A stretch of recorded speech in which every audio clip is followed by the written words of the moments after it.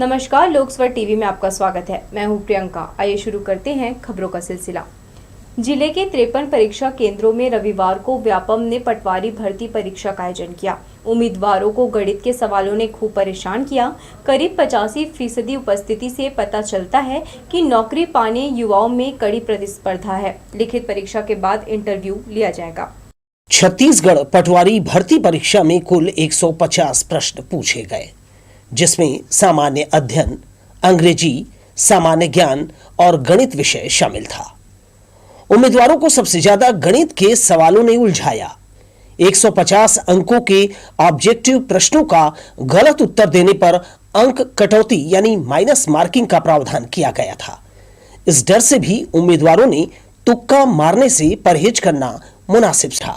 व्यापम का जो क्वेश्चन है, मेरे को ऐसा लगता है कि जो जनरल नॉलेज जो होता है जीके, उसको लगभग सामान्य व्यक्ति सभी बना लेते हैं, लेकिन सिलेक्शन जो होता है वो सिर्फ गणित और रीजनिंग ही तय करता है, ऐसा मेरे को लगता है। थोड़ा सा जीएस था, मैथ्स भी ठीक था, करंट अफेयर अच्छा आया था।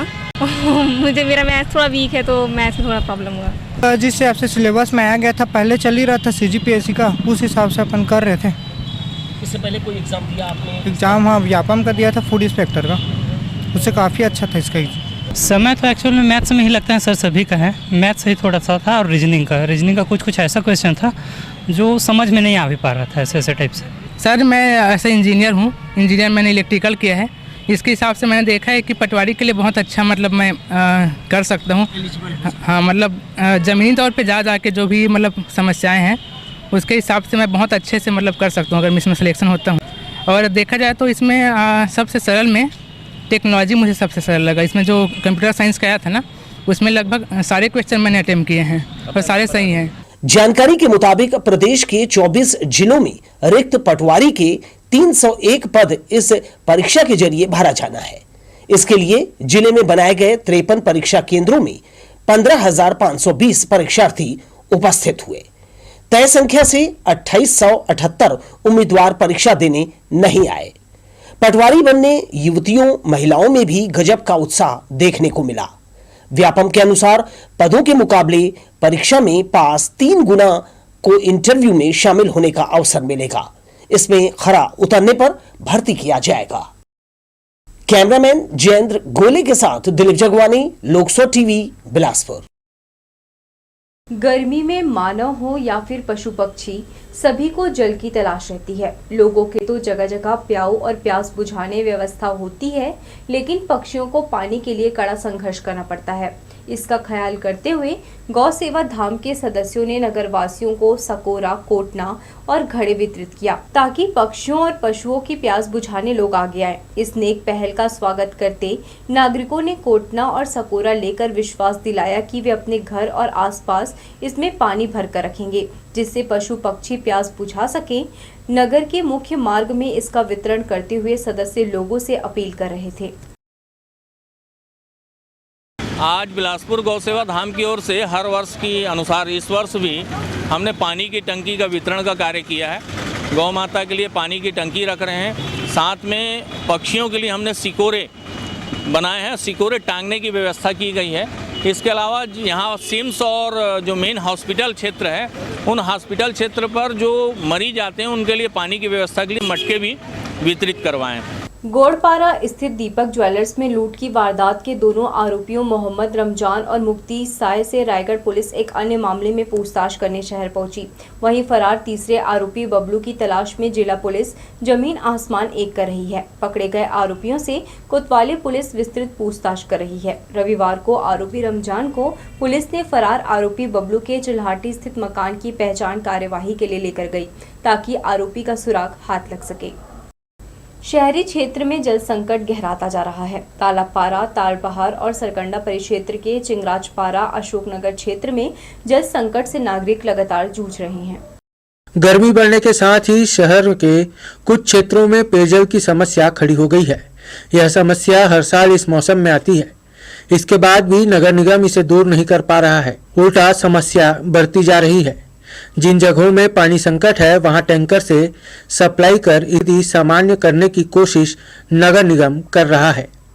इसके बाद भी रहवासियों को आवश्यकता के हिसाब से पानी नहीं मिल पा रहा है। तारबहार क्षेत्र की बात करें तो यहाँ भी इन दिनों पानी की समस्या बनी हुई है। वार्ड में 5 बोर हैं, जिसमें से 2 खराब हो गए हैं। व्यापार विहार स्थित पानी टंकी से भी पानी यहाँ सप्लाई होता है, लेकिन नाम मात्र का।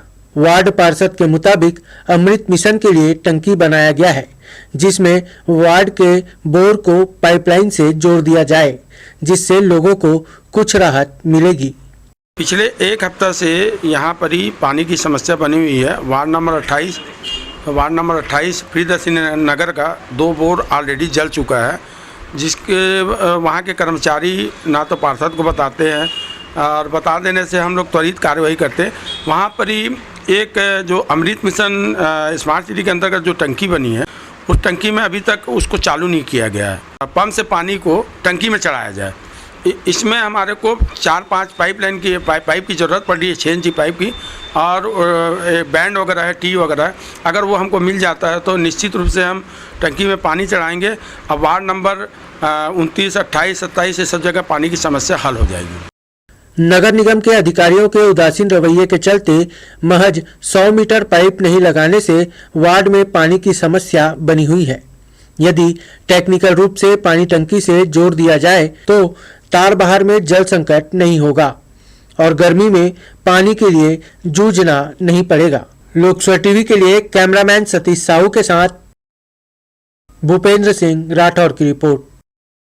गर्मी बढ़ने के साथ ही शहरी क्षेत्र में जल संकट गहराता जा रहा है। आलम यह है कि जो पानी मिल रहा है वो भी दूषित है। अरपापार घरों में दूषित मटमैला पानी आ रहा है। इसके सेवन से डायरिया फैलने की आशंका बढ़ गई है। हर साल गर्मी में डायरिया के मामले सामने आते हैं। इस बार भी दूषित पानी के सेवन की वजह से लोग बीमार पड़ सकते हैं। राजकिशोर नगर के कुछ क्षेत्रों के साथ सरकंडा, जोरापारा, जरहाभाटा के मिनी बस्ती के अलावा अन्य क्षेत्रों में गंदा जल पहुंच रहा है। बर्तनों में एकत्र पानी में महीन कण मिला है, जिसे पीना मतलब बीमार पड़ना है। 60 यूनिट से ज्यादा रक्त एकत्र कर निरंकारी मिशन के सदस्यों ने बलिदान दिवस सार्थक किया। इस मौके पर जम्मू कश्मीर से आए महात्मा विनोद साहिब ने संगत को मिशन का उद्देश्य बताया। निरंकारी मिशन के सदस्यों के लिए रविवार का दिन बेहद खास था। इमलीपारा स्थित मिशन के भवन में बाबा गुरुबचन सिंह का बलिदान दिवस मनाया गया। इस अवसर पर मिशन ने परंपरा निभाते हुए जरूरतमंदों के लिए 60 यूनिट से भी ज्यादा रक्त एकत्र किया। इसे ब्लड बैंक के माध्यम से मरीजों के लिए दिया जाएगा। विशेष रूप से जम्मू कश्मीर से आए मिशन के महात्मा विनोद साहिब ने कहा, बाबा गुरुबचन सिंह का बलिदान सार्थक करने सभी साधक सेवा और मिशन के उद्देश्य को अपने जीवन में उतारें। मानव सेवा का सूत्र वाक्य निरंकारी मिशन ने अपने साध संगत को दिया। यही वजह है कि विभिन्न प्रकार के सामाजिक कार्यक्रम वर्ष भर किया जाता है। कैमरामैन जयेंद्र गोले के साथ दिलीप जगवानी, लोकसभा टीवी, बिलासपुर। महिला दोस्त के जीवन के घटनाक्रम को कहानी की शक्ल देकर शहर की लेखिका ने अपना पहला उपन्यास पाठकों को समर्पित किया है। डॉक्टर प्रीति प्रसाद की रचना के विमोचन कार्यक्रम में छत्तीसगढ़ उच्च न्यायालय के पूर्व न्यायमूर्ति चंद्रभूषण वाजपेयी और पुलिस कप्तान पारुल माथुर शामिल हुए। शहर के एक निजी होटल में हुए विमोचन कार्यक्रम की खास बात रही, यहाँ लेखिका के शुभचिंतक और साहित्य प्रेमी पहुंचे थे। छत्तीसगढ़ उच्च न्यायालय के पूर्व न्यायमूर्ति चंद्रभूषण वाजपेयी, शहर की पुलिस कप्तान पारुल माथुर, छत्तीसगढ़ राजभाषा आयोग के पूर्व अध्यक्ष डॉक्टर विनय पाठक और साहित्यकार डॉक्टर विनोद कुमार वर्मा के हाथों डॉक्टर प्रीति प्रसाद के उपन्यास एक पल ऐसा भी का विमोचन हुआ। बेहद अपनेपन से लबरेज कार्यक्रम का केंद्र बिंदु लेखिका को उनके पहले उपन्यास की बधाई देने वाले स्टेज पर जुटे थे। सामान्य समीक्षा करते हुए मुख्य अतिथि श्री वाजपेयी ने उपन्यास पढ़कर इसमें लोकप्रिय कहानीकार शिवानी का एहसास होने का जिक्र किया। एक पल ऐसा भी उपन्यास के शीर्षक का वास्ता सभी की जिंदगी से है। खासकर महिलाएं ऐसे चाहे अनचाहे क्षणों को अपने भीतर जब्त कर लेती हैं। लेखिका आगे बताती हैं, उन्होंने अपनी एक महिला मित्र के जीवन की सत्य घटना को उपन्यास का आधार बनाया है। 6 साल की जो लंबी यात्रा है उसमें मैंने इस बुक को एक नाम दिया, एक पल ऐसा जो कि मेरी काफ़ी क्लोज़ फ्रेंड है, उनकी ज़िंदगी से उकेरी हुई एक कहानी जिसको मैंने अपने शब्दों में मिक्स एंड मैच किया है। एक रियल लाइफ को मैंने रियल लाइफ हुई एक पिक्चराइजेशन किया है। तो अब मैं एक उपन्यासकार की तरह लोगों से रूबरू हो रही हूँ, तो मैं चाहूँगी कि मैं अपने उपन्यास में बहुत ही बेबाकी की तरह अपना रोल प्ले करूँ, खुलकर बोलूँ, खुले हुए शब्दों का इस्तेमाल करूँ ताकि हर महिला को एक हिम्मत मिले। अतिथियों का आभार साहित्य भेंट कर व्यक्त किया। कविता आलेख से शुरू हुआ डॉक्टर प्रीति प्रसाद का लेखकीय सफर उपन्यास तक पहुंच गया है। कैमरामैन प्रदीप भोई के साथ दिलीप जगवानी, लोकसभा टीवी, बिलासपुर।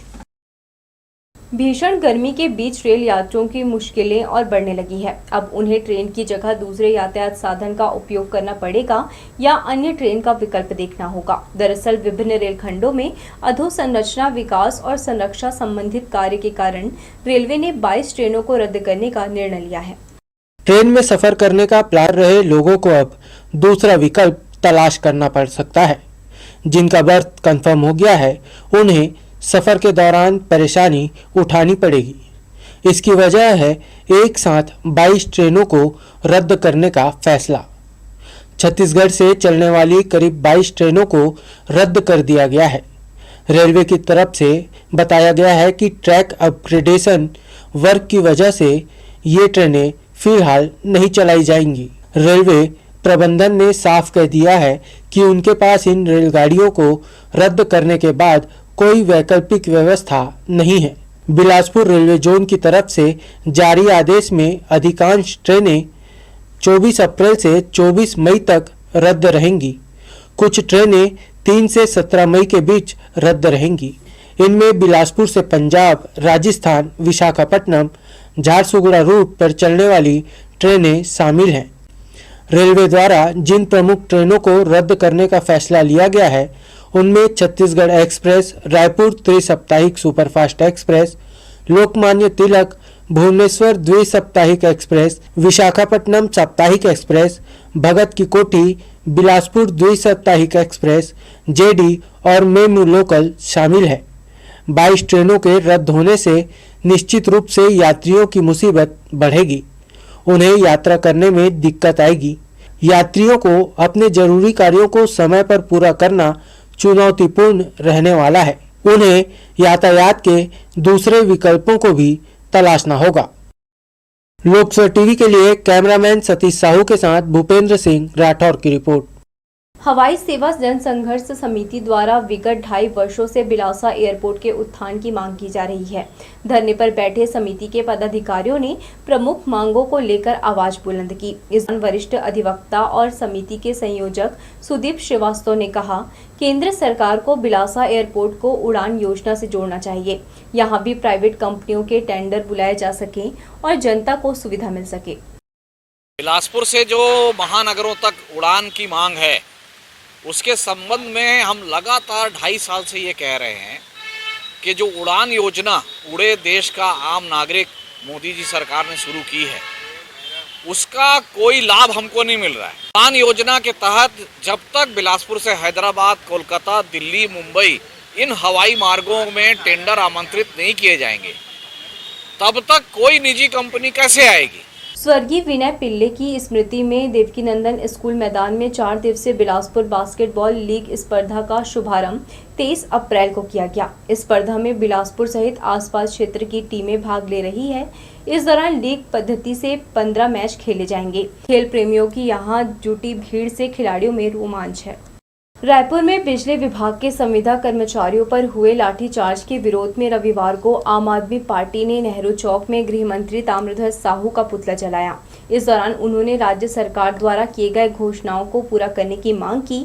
आम आदमी पार्टी की नगर अध्यक्ष उज्ज्वला कराडेक ने कहा, अगर रायपुर के जेल में बंद बिजली कर्मचारियों की शीघ्र रिहाई नहीं की गई तो उग्र आंदोलन किया जाएगा। प्रदर्शन जो 42 डेज से हमारे साथी लोग कर रहे हैं रायपुर में, अनियमित कर्मचारी, विद्युत कर्मचारी, उनकी नियमितता तो नहीं की सरकार ने, बट उनके साथ बर्बरता की, उन पे लाठीचार्ज का आरोप किया गया, कई लोगों को जेल में बंद किया गया है। हम उसके विरोध में यहाँ विरोध प्रदर्शन के लिए आए हैं। प्लेटफॉर्म नंबर 1 की लाइन से वॉशिंग एप्रॉन हटाने का काम युद्ध स्तर पर जारी है। इस कार्य के चलते प्लेटफॉर्म 1 पर ट्रेनों की आवाजाही बंद कर दी गई है। अब यात्रियों की भीड़ दूसरे प्लेटफॉर्म पर बढ़ गई है। 7 मई तक के लिए बिलासपुर स्टेशन के प्लेटफॉर्म नंबर 1 को बंद कर दिया गया है। ब्लॉक के दौरान एप्रॉन के बदले बैलास्टेड ट्रैक गिट्टी बिछाने का काम इन दिनों किया जा रहा है। इंजीनियरिंग विभाग भारी भरकम मजदूरों के साथ ही जेसीबी और ट्रैक्टरों के जरिए भी काम ले रहा है, क्योंकि यह जोनल स्टेशन का सबसे महत्वपूर्ण और बिजी प्लेटफॉर्म है।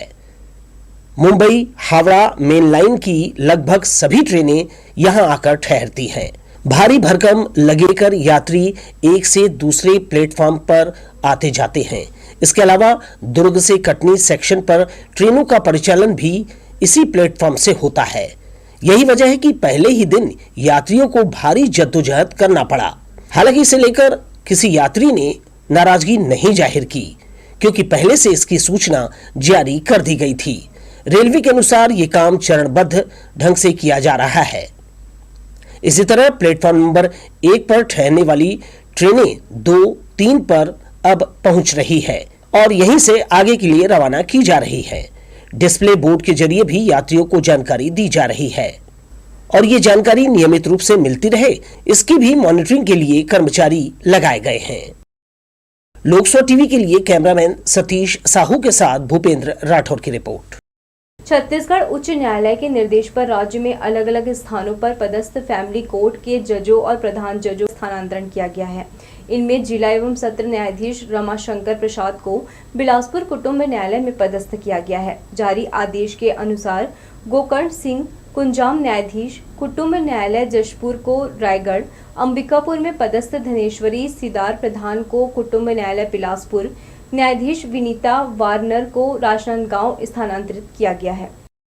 तो ये थी हमारी लोकसभा टीवी की तमाम खबरें। अगले बुलेटिन में आपसे फिर होगी मुलाकात। तब तक के लिए पूरी टीम के साथ प्रियंका को दीजिए इजाजत। नमस्कार।